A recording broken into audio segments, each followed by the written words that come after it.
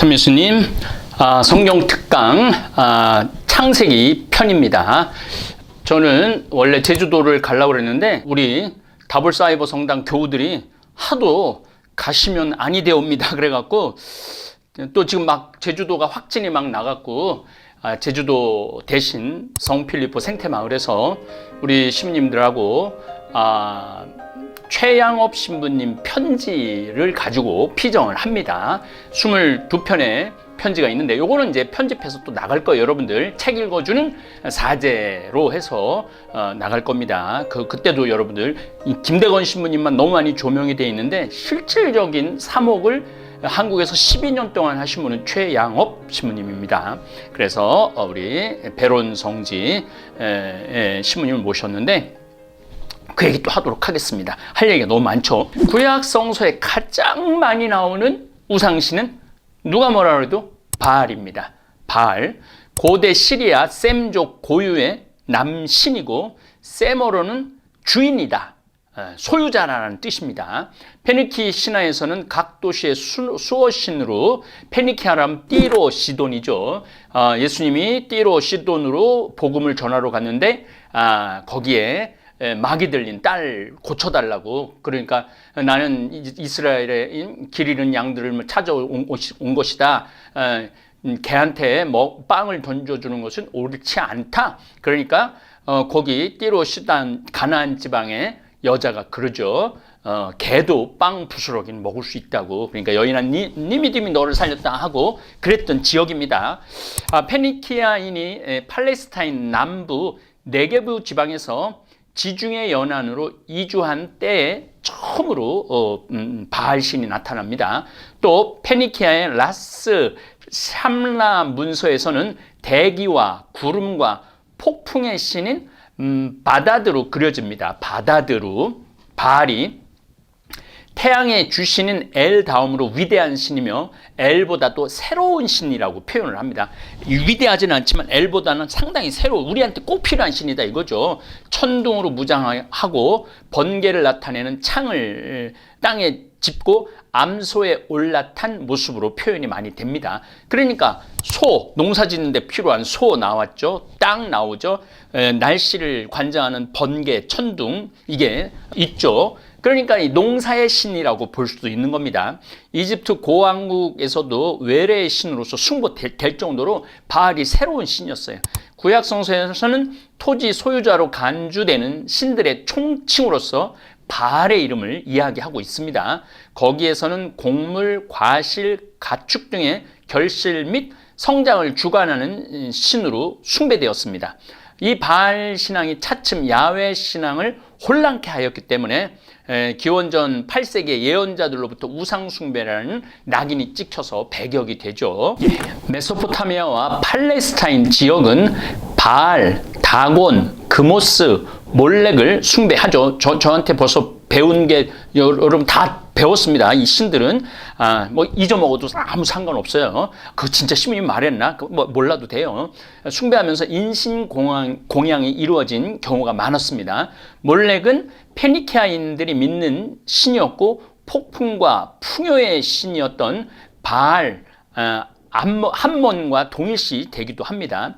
몰렉에게 제사를 지내는 방식은 상당히 무시무시해서 지중해의 고대 역사가들도 충격적인 논조로 이야기를 하고 있습니다. 소개를 한다면 매우 거대한 청동으로 지어진 몰렉이 어마어마하게 큰 청동으로, 그리고 몸 한가운데 아궁이가 있어요. 이 아궁이를 태워요. 그러니까 뜨겁게 하는 거죠. 몰렉 신상을 빨갛게 달궈 놓고 페니키아 시민들의 맏아들들을 갓난 아기일 때 산채로 빨갛게 달궈진 몰렉 신상의 손 위에 올려놔요. 이때 아기는 타 죽으면서 굴러떨어져 아궁이로 들어가게 되고 아기의 비명과 부모의 울부짖는 소리를 지우기 위해서 엄청나게 큰 북을 두드렸다고 그럽니다. 이러한 페니키아인들의 풍습은 그들이 세운 지중해 전역 도시들에서도 이렇게 존속이 됐고, 카르타고 아프리카 쪽의 시민들은 전투에서 대패하자 귀족 아기 300명을 몰렉에게 바쳤다라는 기록도 나옵니다. 네, 구약성서에도 나오는 신당 앞에서 성행위를 하는 그 구절이 몇 구절 나옵니다. 구약성서 안에. 아니 이게 도대체 뭔가. 근데 들어보시면은 그걸 이해를 합니다. 아브라함이 살았던 무렵에 가나안 민족은 농경을 주관하는 바알신과 아세라 여신을 믿었어요. 바알신은 풍요를 가져다 주는 비와 폭풍우를, 아세라 여신은 창조와 번식을 주관했습니다. 그 무렵 가나안 사람들은 신들이 성행위를 자주 해야 비가 많이 내려 풍년이 든다고 생각을 했던 거예요. 신들이 성행위를 자꾸 하면은 그 성행위를 통해서 풍년이 비가 온다는 거죠. 그래서 신전 제례에 참가하는 사람들은 여사제와 사통, 성적인 통교를 하는 의식을 치루어야 돼요. 곧 바알과 아세라 신이 볼 수 있도록 신전에서 인간이 성행위를 막 하는 거예요.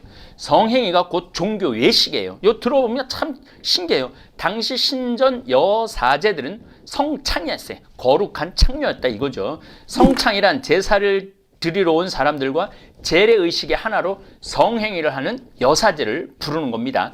이렇게 출산과 풍작을 기원하던 기복신앙은 신화를 거쳐 종교로 발전을 합니다. 그리고 이 너무나 재미난 게 막 성행위라면서 막 땀을 막 흘리면 그 땀이 역시 비가 돼서 내린다라는 그러한 생각도 가지고 있었습니다. 이 단계에 등장하는 여신들은 수메르, 우루크, 인난나 이런 거에 영향을 받죠. 고대에서 생산을 주관하는 모든 여신들이 그렇듯이 인난나 여신은 풍요와 생명을 상징했습니다. 아브라함의 고향 우르에서는 난나, 달의 신전이 있었던 거죠. 우르크와 인난나를 우르 시대에 와서는 난나라고 부르죠. 그거 좀 설명 좀 해드리겠습니다. 이 풍요와 생명의 상징인 난나 여신이 시대와 장소에 따라 부르는 이름이 좀 달랐어요. 가나안에서는 이스타롯으로 불렸고 아시리아에서는 밀라타, 그리고 바빌로니아에서는 이슈타르 여신이 됩니다. 그리스로 가서는 미와 사랑의 여신 아프로디테가 되죠. 아프로디테는 정념의 사랑의 화신이자 도시를 보호하고 상인들을 수호하면서 전쟁으로부터 지켜주는 여신. 그래서 로마로 가서는 비너스가 되죠. 그 신이 다 그 신이에요. 그 원조가 인난나 여신입니다. 그리스와 로마 신화 속에 성풍속이 난해한 것은 수메르 여신 때문입니다. 신화 속 성과 사랑은 어떤 금기도 없고 도덕과 윤리도 아랑곳하지 않았어요. 당시 신화 속의 성풍속도가 워낙 난해하다가 보니까 사회적으로 근친상간이 만연하고 돈으로 신부를 사는 일들이 됐던 거죠. 바알 우상에게 이제 많이 인신 제물을 바쳤어요. 근데 그게 좀 쉬웠어요. 바알 신상 앞에서 성행위를 한 결과 아기가 태어나는데 그 아기가 아버지가 누구인지 모르는 거예요. 그 아버지가 누구인지도 모르기 때문에 결국 그 아이를 데려다 키울 수도 없었던 거죠. 그 아주 그냥 난삽하게 성행위를 했으니까 아기들은 다시 바알 신상 앞에서 불살라 인신공양으로 바쳤습니다. 구약의 예언자들이 이러한 비윤리적인 우상숭배에 빠진 이스라엘을 질타하는 거죠. 열왕기서 한 권, 이게 아주 유명한 얘기죠. 열왕기서 한 권. 여기 얘기 나옵니다. 여러분 한번 들어보세요. 그들은 이제 바알하고 야훼 하느님하고 엘리야하고 450명이나 되는 바알 예언자들하고 싸우는 거예요. 그들은 자기들에게 주어진 황소를 데려다가 준비해 놓고는 아침부터 한낮이 될 때까지 바알의 이름을 불렀다. 바알이시여 저에게 응답해 주십시오. 그러나 아무 소리도 대답도 없었다. 그들은 쩔뚝거리며 자기들이 만든 제단을 돌았다. 한낮이 되자 엘리야가 그들을 놀리며 말하였다. 큰 소리로 불러보시오. 바알은 신이지 않소. 다른 볼일을 보고 있는지 자리를 비우거나 여행을 떠났는지 아니면 잠이 들어 깨워야 할지 모르지 않소. 그러자 그들은 더 큰 소리로 부르며 자기들의 관습에 따라 피가 흐를 때까지 창과 칼과 창으로 자기들 몸을 찔러대요. 온몸 피투성이가 되는 거지. 한낮이 지나 곡식 제물을 바칠 때가 되기까지 그들은 예언 황홀경에 빠졌다. 그러나 아무 소리도 대답도 응답도 없었다. 이제 그러니까 야훼 하느님이 부르니까 양쪽에 물을 붓고 싹 확 태워버리죠. 그러자 주님의 불길이 내려와 번제물과 장작, 돌과 먼지를 삼켜버리고 도랑에 있던 물도 핥아버렸다. 온 백성이 이것을 보고 얼굴을 땅에 대고 엎드려 부르짖었다. 주님이야말로 하느님이십니다. 주님이야말로 하느님이십니다. 그때 엘리야가 그들에게 말하였다. 바알의 예언자들을 하나도 놓치지 말고 사로잡으시오. 백성이 그들을 사로잡아오자 엘리야는 그들을 키친천으로 끌고 가 거기에서 죽였다. 내가 여기 키친천도 가고 바알이 호렙산으로 갔는데도 다 가봤어요. 정말 구약성서의 그때 바알과 야훼 하느님의 애절한 그지만 예언자들의 싸움을 느낄 수 있었죠. 그래서 여러분들 인신공양이 있었고 그 인신공양을 못하게 하죠. 이제 우리 예언자들이 못하게 해요. 아브라함도 이삭을 바칠 때 아무렇지도 않았던 거예요. 왜냐하면 가장 자기가 모시는 최고의 신한테 자기가 가장 소중한 재물을 바치는 거가, 근데 그 가장 소중한 재물이 뭐야? 맏아들인 거죠. 그랬던 문화 안에서 이삭 얘기도 탄생을 하는 겁니다. 제 인생에 있어서 의미 있는 성화입니다. 이 성화가 참 제가 어렸을 때부터 좋아했던 성화예요. 주님께 감사하라 그 좋으신 분을 영원도 하시어라 그 사랑이요. 저는 이게 서품 성구예요. 1992년 1월 28일 화요일날 오후 2시 한국 순교자 103위 시성 기념성전 미리네에서 사제서품 받았고, 천미사는 1992년 2월 2일 오전 10시 30분 천주교 조원동 주교자 성당, 제가 이렇게 천미사 이렇게 봉헌하는 서품 성구 서품 상본이네요. 참 너무너무 성모님께서 예수님 안고 있는 요 너무 좋아해갖고 제가 서품 상본으로 했습니다. 이사야 예언서 65장 11절. 그러나 너희는 주님을 버리고 나의 거룩한 산을 잊어버린 자들, 가색에 식탁을 차려 올리고 문희에게 혼합주를 채워 올리는 자들이다. 내가 너희를 칼에 맞아 죽도록 정하여 너희는 모두 사륙에 몸을 내맡겨야 하리니 내가 불러도 너희가 대답하지 않고 내가 말해도 너희가 듣지 않았으며, 예수님이 우리는 피리 불었는데 너희들 춤추지 않았고 우린 곡을 해도 너희들은 함께 따라 울지 않았다, 그런 얘기 하듯이 똑같은 얘기가 나오죠. 내 눈에 거슬리는 짓만 하고 내가 좋아하는 것만 선택하였기 때문이다. 이제 성서 구절이 이렇게 많이 우리가 이렇게 읽어보면은요, 구약 성서를 이제 온전하게 여러분들이 이제 그 상황까지 여러분들이 이해를 하시게 되면은 신약 성서의 한마디 한마디가 구약 성서에 다 합치되는 거를 여러분들이 그런 아주 신비로움을 경험하실 수 있을 겁니다. 마르둑, 그 유명한 마르둑, 제가 메소포타미아 문명 때도 바빌론 마르둑 얘기했죠. 구약 성서에 마르둑이 나오기 때문에 다시 한번 언급해 드립니다. 바빌론의 주신 마르둑을 가르치며 예레미야 예언서 50장 2절에 나옵니다. 예레미야 예언서 50장 2절에 바빌론을 얘기할 때 바빌론의 패망과 이스라엘의 해방, 주님께서 예레미야 예언자를 통하여 바빌론 곧 칼데아 인들의 땅을 두고 하신 말씀, 갈대아 바다에 수메르, 그 다음에 바빌론 이렇게 돼 있는 거죠. 이런 거 하나도 우리가 공부를 하니까 금방 이해가 되는 거예요. 유프라테스강, 티그리스강 맨 끝에 우루, 수메르 문명이 있고, 그 다음에 바빌로니아 문명이 있고, 그 위에 아카드 문명이 있고, 그 위에 아시리아 문명이 있고, 그 위에 페르시아, 이렇게 쭉 올라가는 거예요. 그래서 여러분들 점점 하류에서 도시가 점점 위로 올라가고 맨 끝에는 모술 얘기까지 제가 여러분들한테 말씀드렸습니다. 이 지명을 보면 금방 우리가 이해할 수 있죠. 주님께서 예레미야 예언자를 통하여 바빌론 곧 칼데아인들의 땅을 두고 하신 말씀, 민족들 가운데서 알리고 선포하여라. 깃발을 올리고 선포하며 아무것도 숨기지 말고 전하여라. 바빌론이 점령된다. 벨이 수치를 당하고, 벨 마르둑이라고 그러죠. 벨이 수치를 당하고, 무로닥, 이게 마르둑입니다. 무로닥이 공포에 질린다. 신상들이 수치를 당하고 우상들이 공포에 질린다. 북녘에서 한 민족이 바빌론을 치러와, 북쪽에서 자꾸 아래쪽 걸 치는 거죠. 북쪽에서 바빌론을 치러와 아시리아 얘기입니다. 그 땅을 폐허로 만든다. 그러면 그곳에 사는 자 아무도 없고 사람도 짐승도 도망쳐 가리라.